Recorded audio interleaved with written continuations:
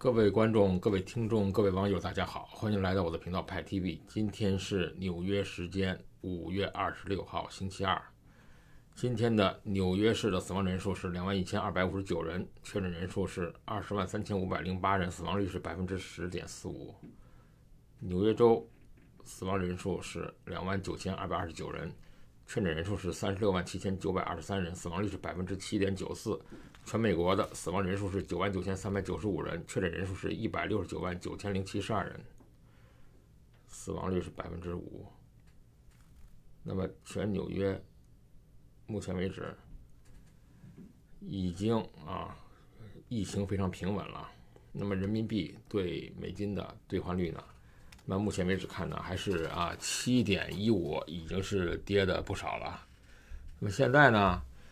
整个的大势是有一种比较诡异的一种感受。那么现在我可以说，如果你考虑到中美现在是属于关系越来越恶化的情况下，那么在中美的争端焦灼的时候，那么中国竟然又一次发射卫星失利了。那么3次失利全是火箭在第3级分离的时候出现失控。真相是什么呢？那么3级分离装置中呢，他们一定使用了美方的芯片技术，包括遥感技术。这3次失利无一例外都指向了外部供货的芯片失控，要不就是美国控制了火箭，要不就是这个芯片有很大的问题。所以中国遥感33号卫星发射以失败告终。新华社报道的在太原卫星发射中心用的长征4号丙运载火箭发射遥感33号卫星，卫星被发射后，火箭1、2级飞行正常，不过3级工作异常。根据测量数据监视判断，火箭3级卫星残骸均已坠落，卫星的发射彻底失利。那么我们没有看到这个卫星的碎片掉下来的碎片，但是中国失控的天宫1号太空站去年4月份的时候，它朝着太平洋方向坠落的时候，曾经在大气层化成碎片。中国实施遥感卫星、全球定位和观测卫星、轨道常驻空间站建设和探月计划、火星和木星探测计划，这计划一大堆致力于在这个2045年的时候，居然想成为这个太空的领导者。那么中国现在的技术确实是比较落后，那么落后是不是就要挨打呢？因为他们的光刻机全部在美国、日本、荷兰手里。那么现在呢，不可以说美国的制造业是空心化的，因为美国人呢，他们是把制造业分流在全球各个新兴经济体中去了。第一呢，可以降低采购成本，提高市场响应程度；第二是把环境污染外包给穷国，只要把定价权和核心技术掌握在自己手里就可以了。那么有一个很有意思的我们知道那个参议院5月20号通过的外国公司问责法，有一个值得注意的现象，就是根据 PCAOB 审计质量年审的外国上市公司增加了一个第3条，叫做额外披露。它要求披露政府的股份占比；第二，要求政府是不是具有控制性的财务利益；第三，董事会中共产党干部的姓名；第四，公司的章程中有没有含有共产党的章程。这就是实际上是说凡是中国概念股里面有中国党委、党委书记、党委副书记这些党的这个人，几乎就已经要被下市了。那么我们知道礼拜3的时候这个人类历史上最让人家激动的这个火箭发射要开始了，总统川普会亲自到佛罗里达肯尼迪航天中心的观众中目睹发射。虽然现在还是有点的疫情吧，但是这次发射呢，群聚呢被得到了批准。那么由猎鹰9号火箭向空间站 ISS 发射。那么美国国家航天局的商业乘务组计划在发展私人航天器，然后将美国的宇航员送到太空。这个计划呢，当然是从奥巴马开始的，但是川普呢，把它看成了树立美国对太空统治的战略目标，无论是军事力量还是他创建的太空部队的和平民。那么他已经命令美国宇航局在2024年重返月球，虽然这是一个不太可能实现的时间表，但确实给了 NASA 一个推动力。自从国际空间站的第一部分发射以来的22年里，只有美国国家航天局和俄罗斯航天局开发的航天器才载有这个宇航员。美国的宇航局以前使用的是那个航天飞机的计划，曾经把几十名航空员带到太空中长达30年之久，但是他们的花费呢，总共135个航班，花费了2000亿美金，最终2起致命的事故导致这个计划停止了。那么2011年7月21号，最后一个航天飞机亚特兰蒂斯号终止了整个计划。那么从此以后，美国宇航员呢开始学习俄语，开始往国际空间站呢使用俄罗斯的空间站。那么这只是一个临时性的安排啊。NASA 呢现在已经委托2家私营的公司，它的航空巨头波音公司和新贵 SpaceX 负责设计和制造可替代航天飞机的太空舱。9年后，出生于南非的企业家叫做马斯克，他创立了 SpaceX。这个公司同时也创立了 PayPal 和 Tesla， 叫特斯拉，并准备当时在2002年发射升空。但是，那么礼拜三的时候4点33分，那么相当于晚上8点33分，那么火箭将会在发射台39A 起飞，把这个第一次用私人公司把航天器发射到太空中。太空舱是由49岁的罗伯特叫伯肯和53岁的道格拉斯赫尔利，两个都已经是大叔了啊。这是2个资深的太空旅行者。赫尔利最后一次旅行中曾经驾驶过亚特兰蒂斯号的这个航天飞机。过19个小时，他们就会在国际空间站中停靠。那里面已经有2个俄罗斯的宇航员和1个美国的宇航员。那么根据坎纳维拉尔角的这个天气预报员说，有60%的这个天气可能不好。那么如果真是这样的话那么礼拜三发射不了，那么可能在5月30号有另外一个窗口，那是礼拜6。那么即使这样，那个在投标中呢 ，SpaceX 击败了波音。那么波音是由于严重的软件问题，那么使它的这个 Starliner 这个设计失败了。最终 SpaceX 赢得了合同。那么2个美国的宇航员将乘坐特斯拉的电动汽车前往佛罗里达州的发射台，然后他们会爬进由埃隆·马斯克的 SpaceX 制造的叫做 Falcon 9火箭的机头，然后他们就会束缚在一堆超滑的触摸屏之前。以前呢，冷战时期是按钮和按钮混乱的按钮。那么4点33分的时候发射，19小时后将会到达空间站。这是有史以来第一次将人类带入太空的私人公司和私人火箭、私人太空舱，也是第一次 NASA 又重新恢复从美国的本土把美国人带进太空舱。那么恶劣的天气到更糟的情况下，火箭发射可能会出错， NASA 将会有破备的方案。那么 SpaceX 本身已经证明了自己是一种价格相对较便宜的、能够胜任管理的一家公司和火箭。它已经发射了大约100枚火箭，很多火箭安全降落在地球上，并在整个行业中他们占据了主导地位，它的价值达到400亿美金。那么埃隆·马斯克呢，他的大胆和这种动荡的这种荣耀使这种事情成为可能。马斯克是南非长大的他有幸是生长在一个中上级层的这个阶级阶层，但是他呢父母离婚了，所以呢他在学校被欺负，然后他和父亲呢有一些很灾难性的关系。马斯克17岁那年决定离开家，那么首先去了加拿大，然后到了美国去读大学。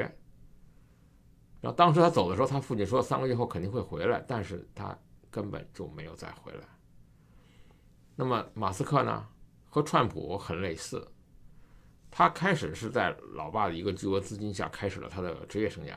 但是经过反复调查发现工程师埃罗尔·马斯克这是他爸拥有一小块翡翠矿，并且他已经拥有这个矿呢之后，当然这个财富呢经过调查并不是给马斯克的财富，而马斯克是靠的推特还有 PayPal 最终成为了富豪。那么他呢很重要的是他无论如何你看待马斯克是不是一个狂人还是一个疯子呢，他确确实实是白手起家的亿万富翁。马斯克曾经说过我以自己的方式上大学，通过学生贷款、奖学金、工作岗位，最终欠下了10万美金的学生债务。然后我以2500美元成立了自己的第一家公司。当时我有一台电脑和一辆我以$14,000购买的这个汽车。那这当然，当时我的父亲无力也无心这么帮我。2001年的时候呢，他已经在拉斯维加斯的 Hard Rock 酒店呢，在当时那个赌场旁边。那么他创立的公司 PayPal 即将上市，他的股份呢很快就变成了$1.6亿，而他们疯狂的庆祝啊，因为当时大家非常的年轻，就成了年轻的富豪。而这时候他发现一本书，是一种很羞涩难懂的一个破书，还发霉的书，是苏联火箭的故事。那么好像这个书是从 eBay 上购买的。那么之前那个马斯克的同伴啊，叫做 Kevin Hart 说，看见马斯克正在研究这本破书，并且公开讨论太空旅行和改变世界。那对于这个职位的人来说啊，在财务上最不明智的建议永远是开一家火箭公司，因为火箭历来是国家的项目，他们花费了几十亿美金进行了开发和制造，各国政府都通过多年来分散成千上万的人的辛苦工作，使它成为现实。那么过去有过曾经制造火箭的少数富有的太空爱好者，烧完钱以后就放弃了。那么更没有人会在职业生涯的中期会突然转入火箭的行业，因为你认为如果在火箭上放一个小的温室，让地球人都可以通过因特网来看是很酷的事情。那么实际上这确实是马斯克当初创业的想法。那么08年的时候，一切进展是不顺利的。SpaceX 前3枚火箭要么爆炸，要么无法到达轨道。特斯拉呢，在努力把他首款汽车推向市场以后呢，却面临破产。然后马斯克用他自己的配票的钱来拯救了一切。那么等公司倒闭的时候呢，马斯克以5个男孩的一个母亲离婚。那么现在呢，他有了第2次机会。那么美国宇航局相信，通过将工厂中剩下的最后一架 SpaceX 火箭运到轨道，事实证明啊，这摆脱个人混乱的出路就是马斯克和一位才华横溢、美丽的年轻女演员叫做塔卢拉·莱利约会。那么2家公司完好无损的以这种方式出现了。那么如果这2家美丽的公司啊，一个是叫做 SpaceX， 另外叫特斯拉，那马斯克从此呢就建立起了庞大的火箭、汽车和电池工厂，他雇佣了好几万人，然后建立了全球的充电网络，找出了可以重复使用的火箭，开始了他的梦想和艺术创作。那么当然了，前往国际空间站的任务很艰巨，也是他这个职业生涯中的一个非常决定性的时刻。但实际上这只是一个他的公司迈向更大野心的一个垫脚石。马斯克本质上希望在火星上建立人类殖民地，一方面使人们梦想成真，另一方面是为了防止小行星撞击地球或者是产生鼠疫的时候，人类有一个后备的一个基地。所以他甚至开发这个星际飞船，这个飞船呢旨在将人类带到网站上。那么月球、火星和超越是他们的一个座右铭。以前觉得可笑，现在觉得是已经非常近在咫尺了。那么疯狂的火箭公司 SpaceX 是他最为一致、最成功的冒险。那么宇航员发射以后，那么 SpaceX 将执行向太空空间站几次的补给任务，然后把军事卫星、面向商业客户的卫星和成千上万颗自己的卫星置于 Starlink 的核心，然后他会与 NASA 一起登上月球，很可能还有汤姆·克鲁斯拍与空间站的这个电影。那么这是他一个人生的一个对自己独特兴趣的连接的一部分。这就是马斯克，富有创业精神的南非出生的美国人。那么最近有一个文章说发表了这个中国应征的这个青年的这个身体好像不太好，虽然中国较小人跟美国进行对着干。那么25%的这个入伍申请者中，他们身体超重啊，在中国的年轻人里，号称还有人发现了有8%的人是经所曲张，但是不知道怎么找的这个静脉曲张。但是问题是在于他们长时间的葛优躺啊、打电脑游戏啊，然后运动量少等原因。最重要的原因呢，很多的中国青年他们身上有纹身。解放军的征兵规定是面颈部的纹身。那么如果你穿军事制服的时候呢，裸露部分不能超过3厘米，那么其他部分那么超过10厘米的纹身也不可以。男性的纹眉、纹眼线、纹唇都不可以。而且中国人这个年轻人呢，他的肝脏也不好，肾也不好，天天喝酒，饮水少，长时间喝汽水、可乐、含甜蜜素的化工产品、中国的食品啊，吃这些火腿肠、火锅、加工食品，饮酒过度、抽烟过度，大批年轻人的视力根本就不合格。那么现在呢，解放军的军营里呢，很多的官兵沉溺于手机游戏，实在危及了官兵的健康，甚至影响到了部队的战斗力。那么一般一个城市里的中国青年的淘汰率居然达到了56.9%，所以中国现在其实最不需要这些弱不禁风的这个小鲜肉。那么很多的网民担心这个中国青年他们的身心健康和战斗力问题。虽然解放军他们选兵的时候是有严格的制度和流程的，但是从2012年习近平掌握最高权力以来呢，在加强控制这个党政军政权的同时，他提出了一个强军的目标，要求陆海空三军坚决听党的指挥，时刻准备打仗。那么提升战力适应，叫做一体化的联合作战。那么同时，他清楚了军中的腐败，努力提高军队现代化的这个水平。但是呢，根据在美国的一个叫做前解放军的军官说呢，他其实是变相的把指挥权集中在军委主席一个人手里，那么把军队都打乱了。他可以做到让司令员他不认识政委，政委不认识司令员，然后你们没有人可能联合起来反对我。那么当时我们知道有消息说，从1989年以后好像中国人民解放军就没有战斗力的，因为确实我们没有见到过真正的打仗，已经太久时间了。那么现在呢，有消息认为，那么战争的胜败和他的信念有关，不是光和设备和这个装备有关。那么现在中国改革开放以后呢，不同阶段里的社会变迁，那么全民经商官员腐败都在军队中得到过反映。那么中国军队以前也做过很多的经商，是吧？然后军队的经商，然后来的腐败，让军中高级军官意识到部队的经商会导致官倒和腐败。那么90年代的时候呢，那么中国停止了军队经商的做法，但是在中国的经济飞速发展的时候，城市扩大，经济实力和军工实力全面提升的情况下，那么现在90后的军人竟然主要是城市兵和独生子女，说他们怎么敢去打仗啊？那么独生子女兵缺乏斗志，缺乏吃苦的精神，缺乏战斗精神，缺乏阳刚之气。那么26%的独生子女兵曾经要求退伍。那么同过去的农村兵相比，城市兵的教育文化水平比较高，能够更好的适应解放军中增加的这个技术兵种。但是问题